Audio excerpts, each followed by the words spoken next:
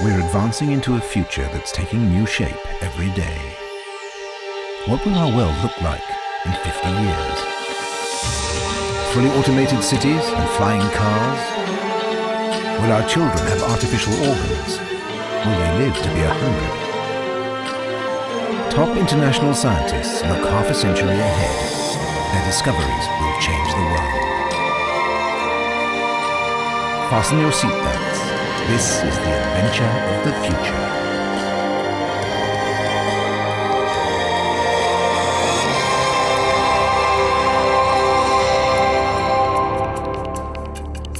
When you think about the city of the future, we always imagine flying cars and ultra-modern architecture.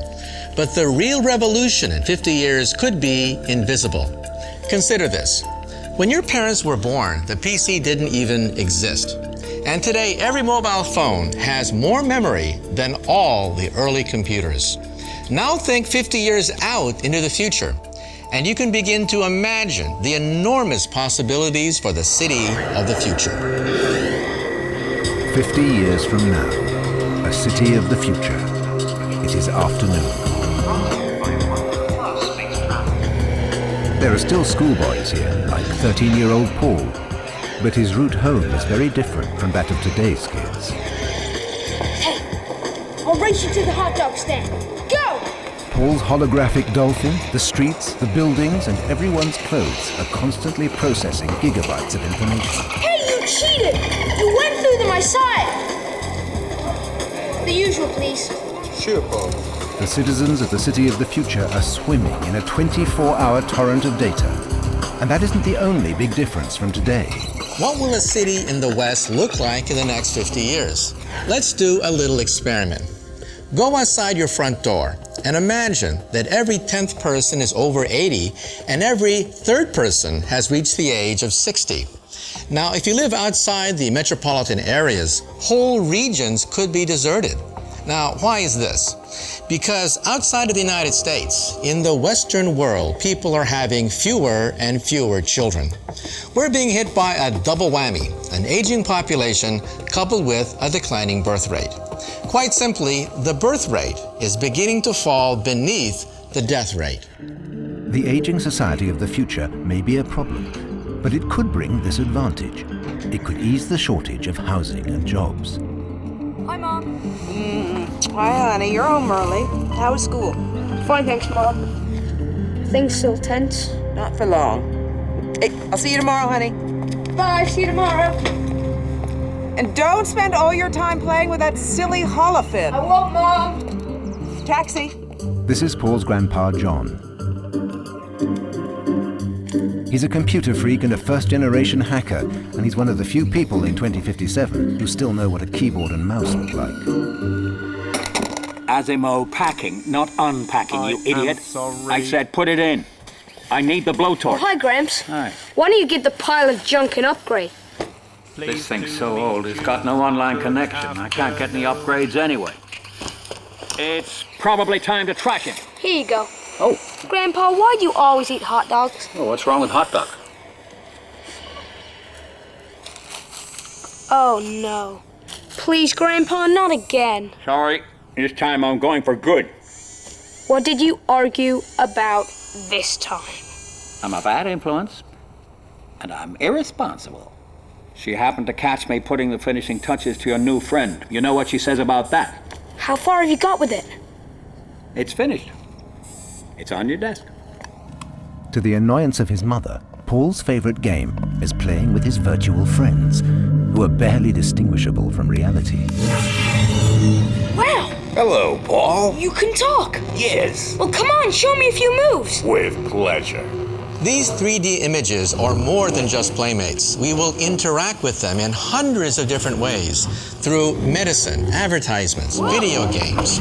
Now, today's TV and computer monitors will seem as ancient to our grandchildren as the horse and buggy. In the future, these 3D images will no longer be confined to a traditional PC screen. Instead, they will leap out. They will jump, they will play, they will fly and float. We will interact with them 24 hours a day. But how close are we to that now? For 40 years, scientists all over the world have been trying to solve one tricky problem. How can you project freestanding 3D images in mid-air? We still don't have the final answer, but a team in California has made some remarkable progress. They project pictures onto a special layer of mist without a screen. Hey Ismo, can you see me? It's different from a normal display because on a fog screen you can see both the front and the back of the projected picture. Okay, that's fine. Well, you look a little like a ghost. I can see it through you. Whenever people actually see the fog screen, they reach in. When they see faces, they get closer, they change the viewing angle. They just behave more lifelike. The fog screen is linked to 4 infrared cameras, so it can even react to a viewer's movements. Each camera constantly measures the distance from this cap to the infrared transmitter, so the computer can follow every movement of whoever's wearing the cap. Okay, we can go ahead and start now. For the first test, the researchers have borrowed Paul's shark. It should follow Tobias Höllerer's movements. And so it does. The shark and the scientists seem to be invisibly linked. Tobias can steer the fish in the fog with neither mouse nor keyboard. But in daylight, this system doesn't work at all. So scientists are working on other ways to bring virtual worlds into the living room. And this may be the most remarkable technology yet created. It's developed by the Fraunhofer Heinrich Hertz Institute, a display that simulates 3D images. Special software creates 2 slightly different views of each image. 2 different views are always needed for stereoscopic vision. If you can direct one to the left eye and one to the right eye, the brain will construct a 3D picture.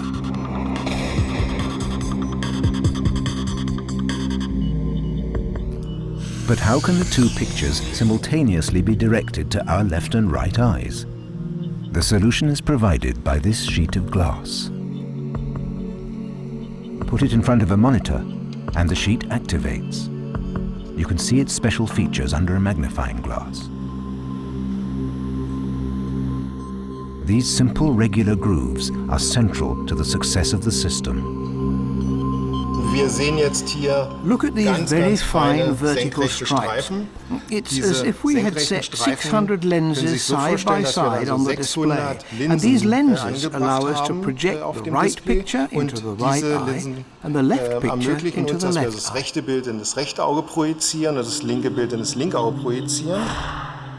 The final stage is the alignment of the 2 cameras. They're observing Klaus Schenker's movements. The images are checked by software that's constantly analyzing the position of Schenker's eyes. The glass sheet in front of the monitor is mechanically moved to follow Klaus Schenker's eye movement. So his left eye always sees the picture for the left eye, and his right eye always sees the picture for the right eye. Next, an infrared sensor is installed that transmits every hand movement to the computer. Now everything's ready. A click in the air, and a 3D picture is floating in front of Schenker's eyes. Our camera can't see it, so here it's simulated, but Schenker really can see it.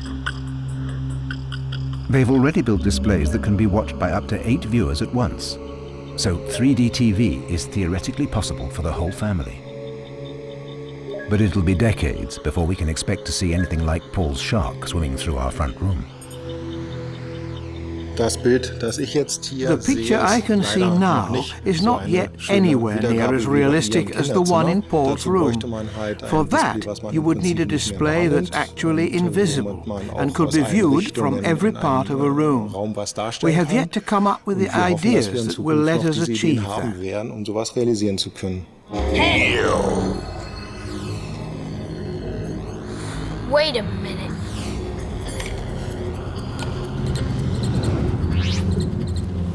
Scientists expect that in 50 years, these virtual companions really will speak to us. If they were displayed on tethered or mobile balloons, they could even fill the skies. And that has given Paul a brilliant idea: to use a digital shortcut to plaster his shark onto all the display surfaces of the city. It won't be easy, even for the grandson of a hacker. The security experts of the big corporations have worked with the government to design highly effective digital defenses for the city of the future. Man, how come it always works for Grandpa? Let me out of here, Paul. Please. Oh, I know. Please. Please, Paul, please. Hey, buddy. What's up? I think this is how he does it. But even in the future, there will be no absolutely fail-safe systems. Professionals know where to look for the weak spots.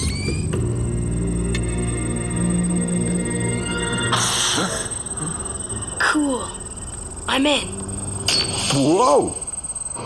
At the same moment, Paul's mother is on her way to work on an underground highway. She's on night shift at police headquarters. She uses the driving time to check out the latest shoes at her favorite virtual boutique. Yes? Georgina, where are you? On my way. What's up? We got a problem. A bunch of data control systems have been sending error messages. We're working on it, but when are you gonna be here? Computer says 6 minutes on subterranean auto drive. Good. See you then. Okay. Nobody's steering.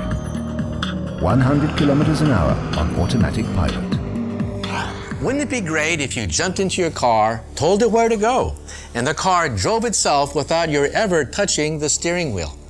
Wouldn't it be great if there were billions of chips stored in the road, each costing a penny, eliminating traffic jams and even car accidents? Now, as ambitious as all this seems, this technology is coming. So get ready for the driving experience of your life. Not everyone will like it. 2/3 of drivers enjoy speed, and they like their sense of freedom. That's all right if you're alone on a test track. But on a highway, instincts like that can get you into trouble. Wir haben allein in Deutschland noch über 5,000 driving fatalities a year in Germany alone are a strong motivation for us to work on reducing that number. The first step towards the autonomous automobile is the development of a system that will prevent collisions. This radar sensor will be developed into an electronic eye that can recognize almost any kind of obstacle. The car's brain is a set of computers packed into the trunk. From speed and distance data, it can calculate when a crash is imminent. It took a year to develop the software. Now it's time to try it out, with a collision trial on Audi's test track, well away from prying eyes.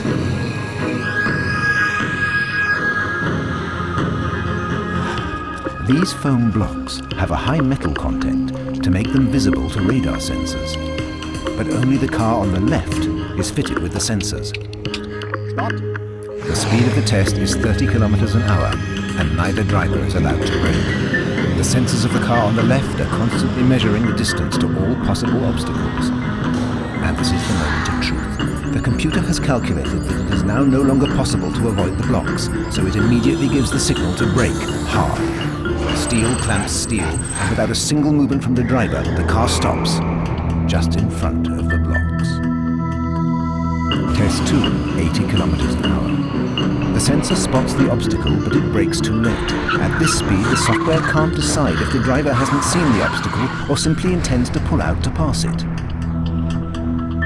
But that will soon change.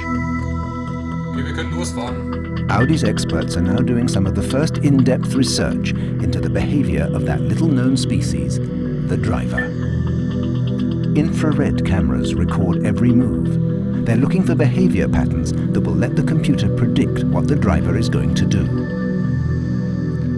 Die nächste links. The onboard computer will watch everything the driver does, just like an instructor, and will only intervene if something goes wrong. The computer can already tell, just from the frequency of his blinking and the direction of his glance, how well a driver is concentrating and what he's concentrating on. But there's a long way to go before a computer can take full control of both car and driver. Ja, wenn wir den Mensch betrachten mit seinen Wahrnehmungsfähigkeiten, kann man auch sehr bescheiden werden. We're able to recognize scenes we've never seen before, to immediately identify people in these scenes, or to identify dangerous objects in our way. Building all that into a computer would be a huge achievement. Im Rechner nachzubilden, das ist eine große Kunst. 10,000 kilometers further west, American scientists are attempting something even more radical. These are the first entirely driverless cars. Each car has 8 kilometers of cables and wires linking steering wheel, accelerator and brake with cameras and a GPS system. And the most important part is the software they've been developing over the past 6 months. Well, for me, since I wrote the software, the biggest fear for me is that something I wrote dies for a silly reason. That is my biggest nightmare. In a few minutes, this car will be off on a 200-kilometer race organized by the US Military Research Institute, DARPA. Spider, the car built by Cornell University, has done well in the qualifying rounds. But now, in the final, this car must safely negotiate mountain passes and tunnels. The big favorite is Stanford University's Stanley. Once the race starts, all 23 cars are on their own. Steering wheels steer, but there's no one there. Only the world's media. Identifying obstacles, calculating sizes and distances, working out avoidance strategies. Humans do all this in fractions of a second. Spider has to work it out step by step.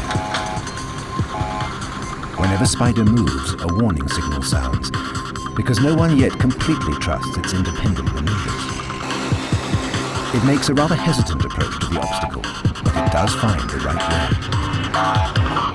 Within an hour, Spider is out of action, like most of the other cars. 18 of the 23 vehicles suffer system failures. You wouldn't want to see one of these too close to a pedestrian crossing.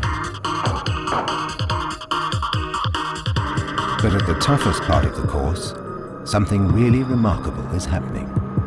The favorite has managed to get over the mountain pass and is on its way to the finishing line. 4 other cars follow behind. I really think that in the future we could easily have cars and trucks where the humans don't have to make any decisions, where that all of the human errors and everything like that that causes problems can be avoided. And I think we can get there in 50 years. On the intelligent streets of the future, the cars speed on while their passengers just take it easy. Meanwhile, Paul is amazed at his success. Wow, that's wild! It works!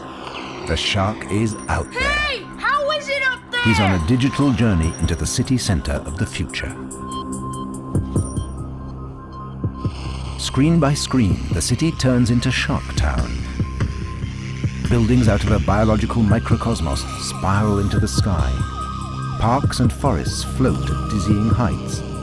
Nature has taken over the city's architecture. But the greatest revolution is the invisible one. Billions of computer chips link hospitals, police, fire and railroad stations as inextricably as if they were the cells of a single living organism. In 50 years, the brain of the whole city could be a single, highly efficient nerve center, like a contemporary traffic control center, but its capabilities would be infinitely greater. In an emergency, the whole city can be run by computer. Power stations and railroads can be shut down. Cars can be remote controlled like toys. And the network is present in the smallest things. Everyone uses it, every minute of the day. ID scan successful.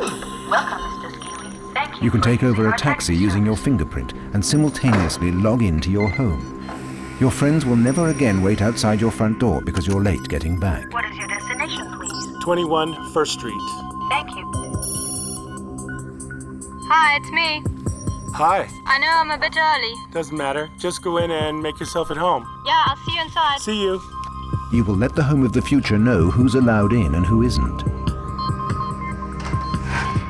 The whole time, the streams of data are invisibly communicating. As soon as an authorized person comes in, a room is woken up by the central computer to cater to their needs. If you want, the bathroom floor weighs you. Or if this is the evening after an especially good dinner, it doesn't. Your favorite TV programs are ready to run, and the temperature and humidity levels are set exactly as you like them. The fridge has restocked itself after the weekend by contacting the supplier direct. Right now, the scanner is checking all the sell-by dates.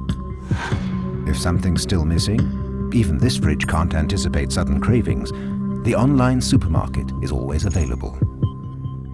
It'll deliver at any time of the day or night. There's no question that the network city will have its advantages. Just think, grocery shopping from your couch. Your intelligent clothing will call an ambulance in case of an emergency. The GPS system will locate free parking slots. Sounds good to me. But you know, all of this comes with a warning. As we become more dependent on technology, just remember, even in the future, computers can crash, technology can fail.